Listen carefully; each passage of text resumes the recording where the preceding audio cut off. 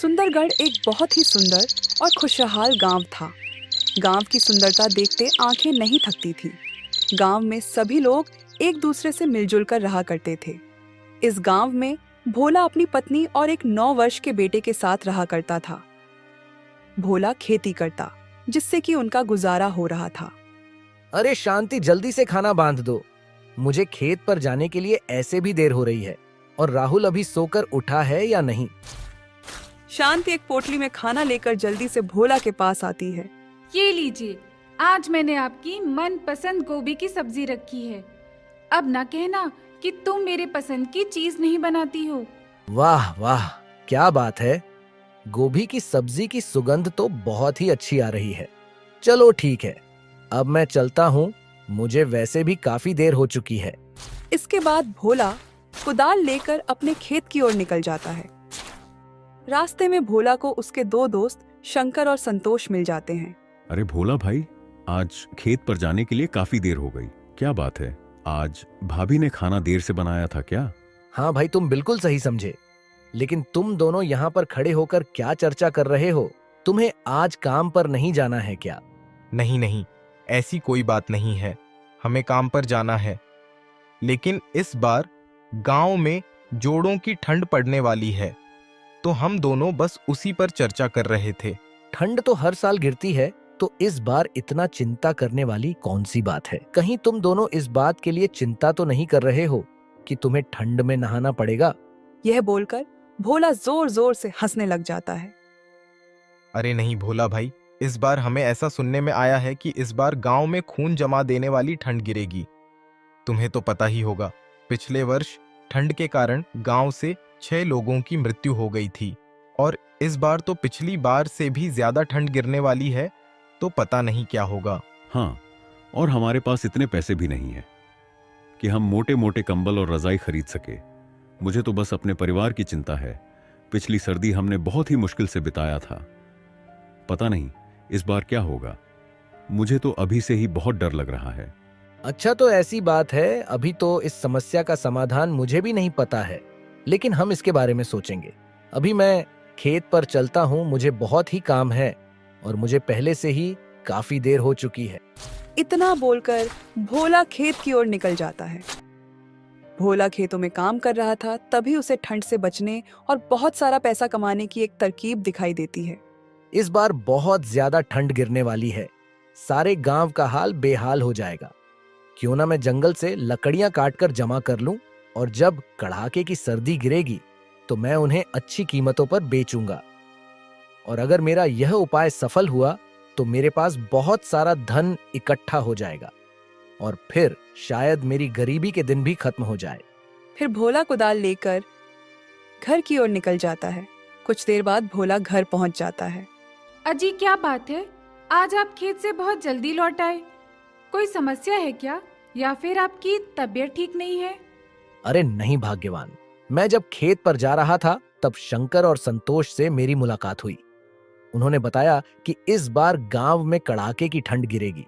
इसीलिए मेरे मन में एक योजना आई है कि मैं जंगल से सूखी लकड़ियां काटकर इकट्ठा कर लूं, और जब खून जमा देने वाली ठंड गिरे तब मैं उन्हें बेचकर बहुत सारा पैसा कमाऊं।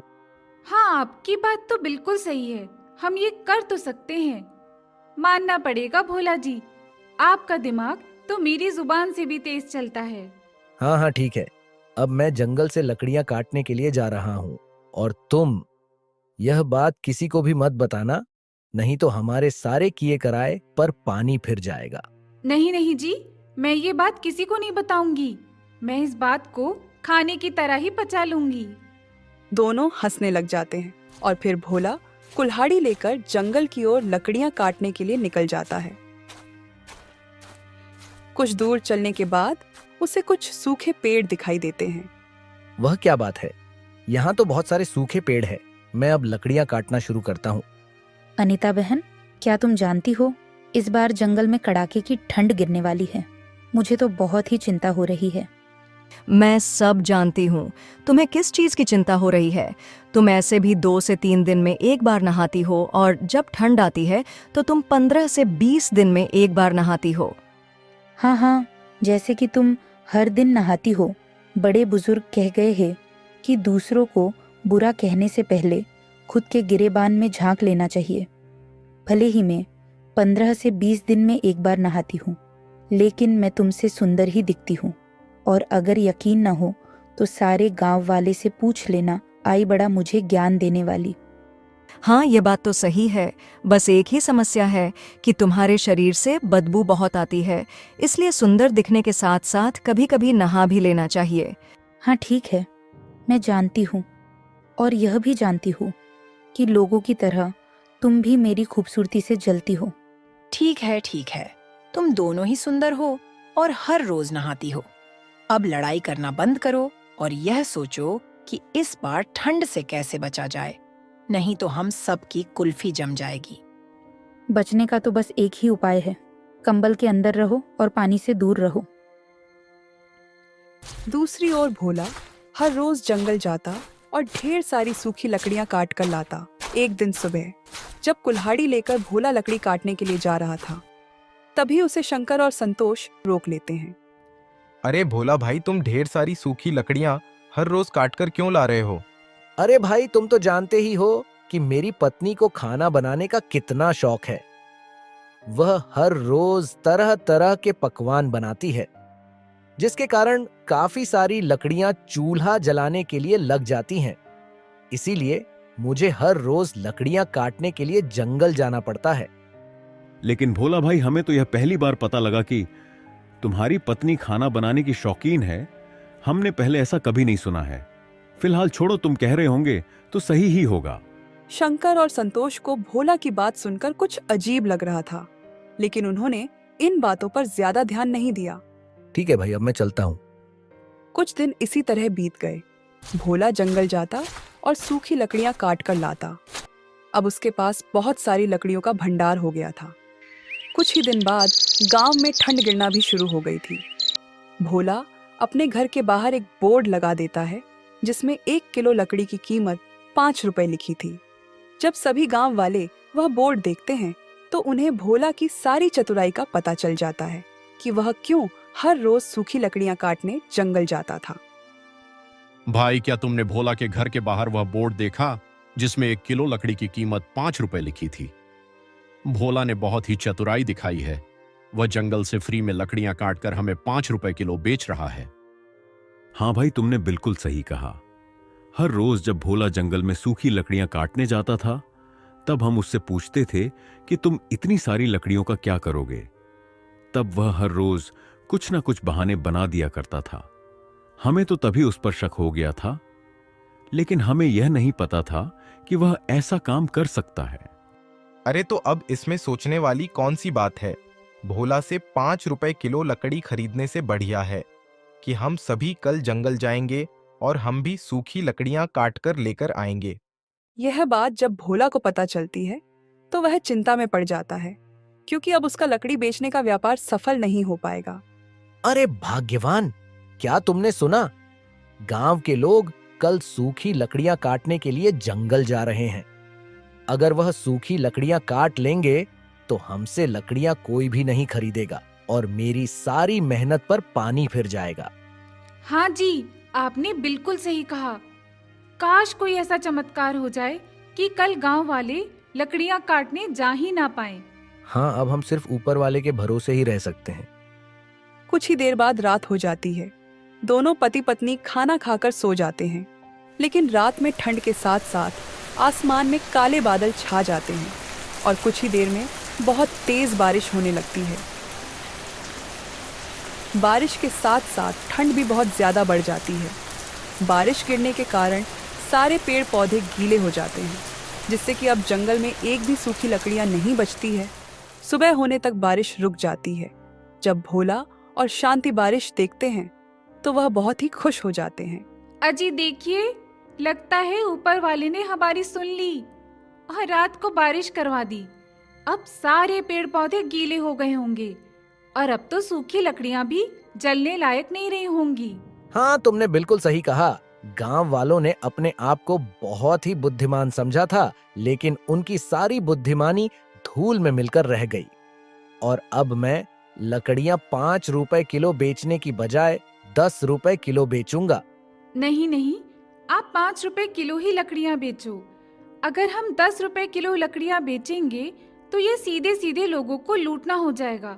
ऊपर वाले ने आपकी मेहनत को बचाने के लिए बारिश करवा दी, और अब आप इसका गलत फायदा ना उठाएं। मेरी आपसे विनती है कि आप लकड़ियों का दाम 5 रुपए किलो ही रखें। मैं लकड़ियों का दाम 5 रुपए किलो ही रखता, लेकिन गांव वालों ने अपनी चतुराई दिखाकर अच्छा नहीं किया, और रात को जो बारिश हुई है वह ऊपर वाले का संदेश था कि गांव वाले को सबक सिखाया जाए। इसीलिए मुझे तुम्हारे राय की कोई जरूरत नहीं है। मैं लकड़ियां 10 रुपए किलो ही बेचूंगा। अपने पति की यह बात सुनकर शांति को बहुत ही दुख होता है और भोला अपने घर के बाहर लगे बोर्ड को बदल देता है और उसमें 10 रुपए किलो लकड़ियों का दाम लिख देता है। यह देख गांव वालों को बहुत ही गुस्सा आता है, लेकिन वह कुछ नहीं कर सकते थे। देख रही हो सुमन बहन, गांव में कितनी ज्यादा ठंड पड़ रही है। हमारे पास तो थोड़ी सी ही लकड़ियां हैं। हम इसे ही जलाकर इस ठंड से राहत पाने की कोशिश कर रहे हैं। हाँ, तुमने बिल्कुल सही कहा आरती बहन। हमारे पास तो थोड़ी भी लकड़ियां नहीं है, इसलिए हम तुम्हारे घर आग की गर्मी लेने आए हैं। क्या तुम्हें पता है, आरती बहन जब ठंड की शुरुआत हुई थी तब भोला ने लकड़ियों का दाम 5 रुपये किलो रखा था, लेकिन जब ठंडियां बढ़ चुकी है तो उसने लकड़ियों का दाम 10 रुपया किलो कर दिया है। वह सरासर लोगों को लूट रहा है। तुम्हारी बात बिल्कुल सही है शंकर भाई। हमने जंगल से सूखी लकड़ियां काटने का विचार किया था, लेकिन रात में ही बहुत तेज बारिश हो गई, जिसके कारण सारी सूखी लकड़ियां अब गीली हो गई हैं। ऐसा लगता है कि ईश्वर भी भोला के ही साथ है। अब हम चाहकर भी कुछ नहीं कर सकते हैं। अब हमें अगर और लकड़ियां चाहिए तो हमें भोला से 10 रुपए किलो लकड़ियां खरीदनी पड़ेगी, क्योंकि आग ही हमें इस जानलेवा ठंड से बचा सकती है। फिर सभी मायूस और लाचार होकर बची खूंची लकड़ियों से आग तापते हैं। दूसरी ओर भोला का लकड़ी बेचने का व्यापार बहुत ही अच्छा चल रहा था। सभी गांव वाले उससे ही सूखी लकड़ियां खरीद रहे थे और उसकी बहुत ही अच्छी आमदनी हो रही थी। धन के साथ साथ उसके अंदर घमंड भी आ गया था। एक दिन उसके पास एक बुजुर्ग महिला आती है जो कि ठंड से बहुत ही कांप रही थी। बेटा, मुझे बहुत तेज ठंड लग रही है। दया करके मुझे थोड़ी सी लकड़ियां दे दो, मगर मेरे पास तुम्हें देने के लिए पैसे नहीं हैं। माफ करिएगा माँ जी, मैंने खून पसीना एक करके यह लकड़ियां जंगल से काटी है, इसीलिए मैं ये आपको मुफ्त में नहीं दे सकता। अगर आपके पास पैसा है तो लकड़ियां ले जाइए, वरना आप यहाँ से जा सकती हैं। नहीं नहीं बेटा, ऐसा मत कहो। मुझे बहुत तेज ठंड लगी है और मेरे पास गर्म कपड़े भी नहीं हैं। अगर तुम मुझे लकड़ियां नहीं दोगे तो शायद इस ठंड में मैं जिंदा नहीं बच पाऊंगी। दया करके मुझे थोड़ी सी लकड़ियां दे दो। ऊपर वाला तुम्हें हमेशा खुश रखेगा। अरे माँ जी, ऊपर वाले ने मुझे ऐसे ही बहुत खुश रखा है। मुझे आपकी मुफ्त की दुआओं की कोई जरूरत नहीं है। मैं आपको मुफ्त में लकड़ियां नहीं दूंगा। आप मेरा समय व्यर्थ ना गवाएं। आप यहाँ से जा सकती हैं। बूढ़ी औरत बहुत ही निराश मन से वहां से चले जाती है। भोला के पास पैसे के साथ साथ अहंकार भी आ गया था और उसे शायद यह पता नहीं था कि अहंकार ही इंसान के अंत का कारण होता है। अगले दिन भोला को किसी काम से दूसरे गांव जाना था। अगली सुबह भोला शांति से कहता है, मेरी बातों को ध्यान से सुनो। मैं किसी जरूरी काम से दूसरे गांव जा रहा हूँ। लकड़ी बेचने का काम तुम आज के लिए संभाल लेना, और याद रहे किसी को भी मुफ्त में एक भी लकड़ी का टुकड़ा मत देना। आप लोगों पर इतना अत्याचार कर रहे हैं, मुझे ये बिल्कुल भी सही नहीं लग रहा है। अभी भी मौका है, हमें पैसे कमाने के साथ साथ दुआएं भी कमानी चाहिए। आप मेरी बात को मान लीजिए और लकड़ियों की कीमत कम कर दीजिए, ताकि सभी इस जानलेवा ठंड से बच सके और हमारा भी थोड़ा मुनाफा हो जाए। अब मेरे दिन इतने भी कमजोर नहीं हैं कि मैं तुम्हारी बातें सुनूं। मैं जितना बोलता हूँ बस तुम उतना ही करो। तुम्हें अपना दिमाग चलाने की कोई जरूरत नहीं है, नहीं तो अच्छा नहीं होगा। अपने पति की ऐसी कड़वी और क्रोधजनक बातें सुनकर शांति इसके आगे कुछ भी नहीं बोल पाती है। लेकिन वह मन ही मन यह समझ जाती है कि विनाश की घड़ी नजदीक है। इसके बाद भोला दूसरे गांव की ओर निकल जाता है। घर में अब सिर्फ भोला की पत्नी और उसका 9 साल का एक बेटा ही था। शांति घर के बाहर बैठकर आग ताप रही थी और उसका बेटा राहुल घर के अंदर खेल रहा था। राहुल को बहुत ही ठंड लग रही थी और राहुल अभी बहुत ही नादान था। मुझे कितनी ठंड लग रही है। माँ तो बाहर आग की गर्मी ले रही है। यहाँ जो पिताजी ने सूखी लकड़ियाँ रखी है, मैं भी उसमें आग लगाकर आग ताप लेता हूँ। राहुल बहुत ही नादान था। वह यह नहीं जानता था कि एक लकड़ी में आग लगाने से सारी लकड़ियां जल जाएगी। राहुल एक लकड़ी में आग लगा देता है। लकड़ियां सूखी थीं, इसलिए तुरंत ही सारी लकड़ियों में आग लग जाती है। देखते ही देखते उनका घर जलने लग जाता है। शांति बाहर खड़े होकर रोते हुए सिर्फ तमाशा देखते रह जाती है, क्योंकि घर के अंदर जाने का कोई भी रास्ता नहीं था। पूरे घर में भयंकर आग लग चुकी थी और कोई भी गांव वाला आग बुझाने के लिए नहीं आया, क्योंकि भोला ने सब पर थोड़े से पैसे के लिए अत्याचार किया था। उस आग में भोला का बेटा राहुल भी जलकर मर जाता है। कुछ घंटे बाद घर जलकर राख में बदल जाता है। जब भोला घर वापस आता है तो शांति उसे सारी कहानी बताती है। यह सुन भोला बहुत ही रोने लग जाता है और उसे अपनी गलती की सजा मिल जाती है।